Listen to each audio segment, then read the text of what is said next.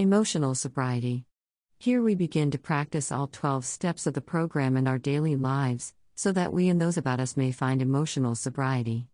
With that simple sentence, the 12 and 12, Step 12, page 106, introduces the subject of emotional sobriety, links it to the daily practice of the steps in all areas of our lives, makes it the ultimate goal of recovery, and extends that goal beyond alcoholics to all those to whom, by such practice, we would carry the message of our spiritual awakening. By his own admission, when Bill W. wrote those words, around 1952, he was far from being emotionally sober. Neither was anybody else in the program. That's why he wrote them. In fact, that's why he wrote the 12 and 12, published in 1953. By that time, a number of alcoholics had attained double-digit sobriety, and yet they were still struggling with many of the emotions that had beset them when they drank. Their lives had improved, but their emotions had remained unmanageable, undermining what progress they had made. Bill himself had spent many of his 18 years sober in a deep state of depression. He desperately wanted the program to bring him release. But it didn't. This compelled him to re-examine the steps in greater depth and explore how they could help the alcoholic move beyond physical to a higher level of sobriety that would encompass the whole person. In Step 12, he comes to identify that as emotional sobriety. That issue was not on the table when the Big Book was written in the late 1930s. Understandably, the fledgling fellowship was focused almost exclusively on helping drunks to stop drinking. This is reflected in the fact that Step 12 in the Big Book is devoted exclusively to carrying the message, as its title indicates, working with others. That, the reader is told, is our 12th suggestion, page 89, italics in the original. But of course, that is only one half of the suggestion. The other half is to practice the principles in all our affairs. That, however, is not mentioned at all. The overriding goal was to stop drinking and stay stopped. If you did that, you had recovered. You were sober. That's the only sense in which recovery and sobriety were understood at the time. You were on the wagon, as the saying went. You were dry, an expression that back then had none of the negative connotations it has today. Understandably, here again, many thought that's all the program was about, pure and simple abstention.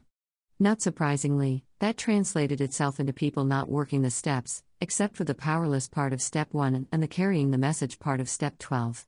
The 12 and 12 would come to describe that as two-stepping, Step 12, page 113, a bare minimum approach that is still widely followed today and which is unwittingly fostered by the don't drink and go to meetings mantra to which the program is unfortunately too often reduced. Yet, from the very beginning, the Big Book had made it clear that approach would not suffice. We feel a man is unthinking when he says that sobriety is enough, we read in Chapter 6, page 83, which not incidentally is titled Into Action. Earlier, in Chapter 5, it had described it as an easier, softer way, page 58, which was only bound to fail. Alcoholics had to work the steps in order to clean house, put their lives in order, and avoid relapsing into active alcoholism. However, none of this work was linked to the goal of achieving emotional sobriety, a phrase which, not having been coined yet, appears nowhere in that book. While the 12 and 12 finally establishes that connection, it unfortunately does not go on to flesh it out and develop the concept. Emotional sobriety is mentioned once in the sentence we quoted, and is then dropped. There's a subsequent allusion to it with a single reference to emotional stability, page 116, where stability can be inferred to be synonymous with sobriety, but the parallel is not pursued either. The subject is not picked up again until 6 years later, in 1958, when an article entitled The Next Frontier, Emotional Sobriety, appears in the AA Grapevine.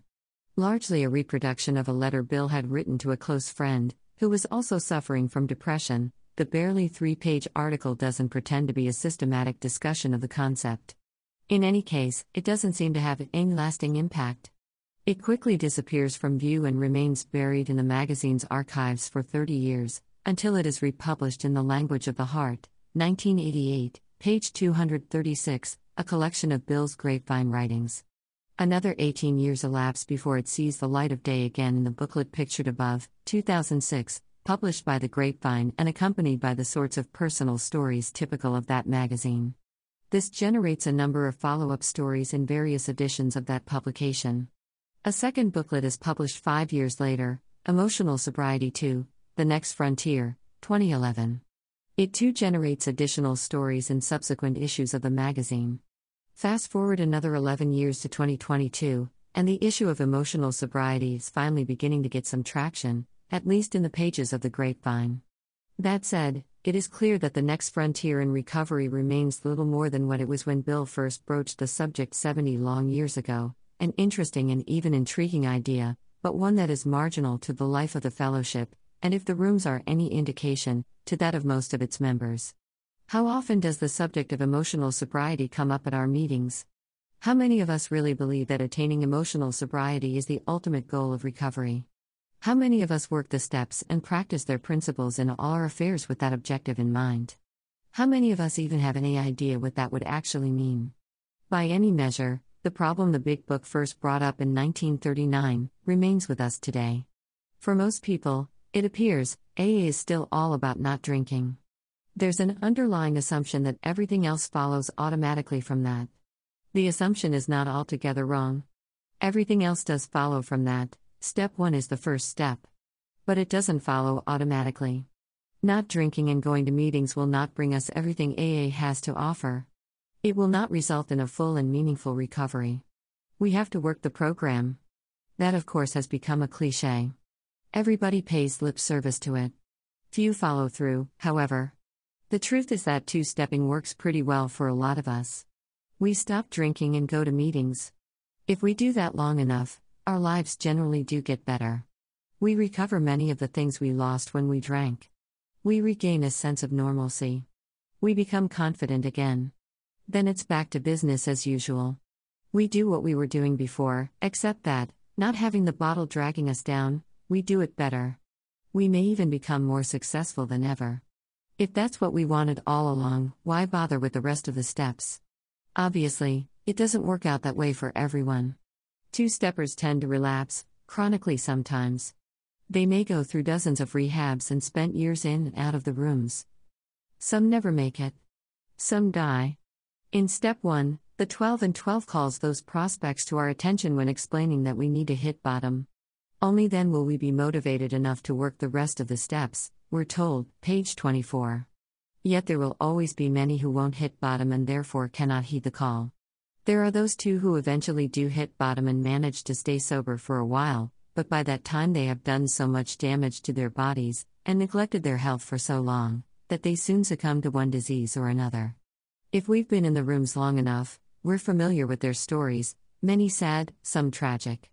However, it would be a mistake to think that the problem the Big Book and later the 12 and 12 raise is limited to the issue of two-stepping. Bill never saw AA as being exclusively about not drinking. He had worked the program. Still, there was something wrong with his recovery, as eventually became all too obvious, given his inability to overcome his chronic depression after so many years sober. In his grapevine piece, he identified the problem as a lack of the emotional sobriety he had written about in Step 12. He describes how an unbearable worsening of his condition had forced him to go back and, in effect, rework Steps 10 and 11. He combined an inventory of his depression with prayer and meditation, and identified the character defects that lay behind it. The result was a new spiritual awakening, and with it, the relief that had eluded him for so long. The answer had been in Step 12 all along. He thought he had worked the principles in all his affairs, but evidently, he hadn't. He hadn't worked them on his depression, and the situations, relationships, and character defects associated with it. When he did, it lifted. Even if we are not two-steppers, even if working the program is not just a platitude for us, even if we do take it seriously and put in all the effort that is needed, even then that may not be enough. That was certainly my case. Like so many others, I worked the program and made considerable progress. Yet 12 years into sobriety, it all came crashing down. It took a new spiritual awakening, on the heels of an even lower bottom and a deeper and longer depression to crawl my way back to recovery. I discovered then that I had worked for the wrong things, worked the program toward the wrong ends. I had gotten sober and, after a 6-month hiatus, had returned to the business of living as I had understood it when I drank. I did better and was more successful. But it was still the wrong business. I had not developed the new manner of living the Big Book talks about. I hadn't consciously and intentionally practiced the principles in all my affairs because I had no idea what those principles were. Though I had remained emotionally troubled, I had not worked toward emotional sobriety because, even if I'd read that sentence in the 12 and 12, it had not registered. It had no effect. As for Bill's article, I didn't come upon it until after I had already gone back to re-examine the steps and find out what had gone wrong with my recovery. Our work needs clear goals and direction. The Big Book and the 12 and 12 tell us that everything we do in steps 1 through 11 is directed to the goal of experiencing a spiritual awakening. That we've had such an awakening is the message we carry to alcoholics. If we've had it, we will try to practice the principles in all our affairs on a daily basis, starting with step 12. Practicing them is how we continue to change and to grow, as our defects of character recede and our strengths or virtues increase. We do all of this so that we and those around us may find emotional sobriety.